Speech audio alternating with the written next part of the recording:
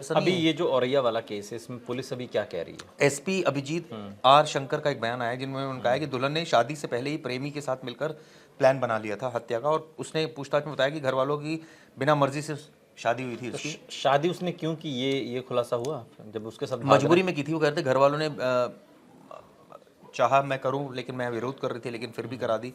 तो विधवा होने के बाद उसको था कि भाई पति की करोड़ों की संपत्ति कब्जा कर लूंगी, फिर मैं अपने आप प्रेमी के साथ रहूंगी और अपनी आगे की ज़िंदगी गुजर बसर करूंगी। लेकिन यहाँ तो ठीक उल्टा हो गया, और इसकी तस्वीरें भी मैं देख रहा हूँ आई हुई है, तो साड़ी पहनी हुई है, मतलब बहुत घरेलू महिला लग रही है कि ऐसा लग भी नहीं रहा कि इतनी शातिर पढ़ाई कोई लेडी इस तरह की कर सकती है। लेकिन आप देखिए 19 मार्च को वो गायब हुआ था, और उसके बाद डेड बॉडी मिली थी। ये बताते हैं कि दिलीप होटल से 7 किलोमीटर दूर पलिया गांव के पास गंभीर हालत में खून से लथपथ मिला था, और उसे अस्पताल ले गए, वो एडमिट भी रहा, और 2 दिन बाद उसकी मौत हो गई।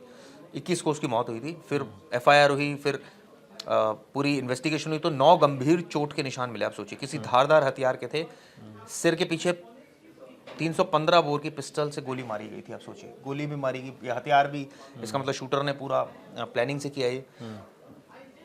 5 दिन शुरुआत में ससुराल ही रही, उसके बाद ये बताते हैं कि होली पर मायके चली गई, और जब ये वारदात हुई तब भी ये मायके में थी। तो ऐसा वहीं से प्लान वहीं पूरा से प्लान तैयार हो रहा किया था, ताकि ये एक प्लानिंग का हिस्सा था, ताकि किसी को शक ना हो, किसी को पता ना चले। जो मैं खबर भी पढ़ पा रहा हूँ, और ये बताते हैं कि व्हाट्सएप पर अपने जो पति की लोकेशन अपने प्रेमी को भेज रही थी, ये सारे सबूत पुलिस को मिले हैं इस तरह के।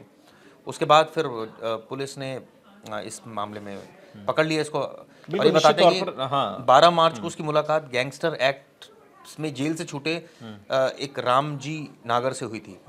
इससे फिर सुपारी किलर था ये, इससे तय हुई, सौदा हुआ, ये हुआ कि भाई ये टारगेट है आपका, इसको मारना है। उसने मारा, अब उसको भी फिलहाल पकड़ लिया है। अब यही है कि अब कई लेवल पर पुलिस इन्वेस्टिगेशन कर रही है।